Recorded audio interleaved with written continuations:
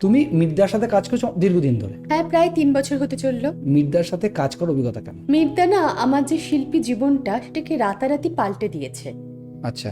মানে আমাদের কলকাতা শহরে, পশ্চিমবঙ্গে ভয়েস আর্টিস্ট হ্যাঁ, তাদেরকে না লোকে বেশি জানে না।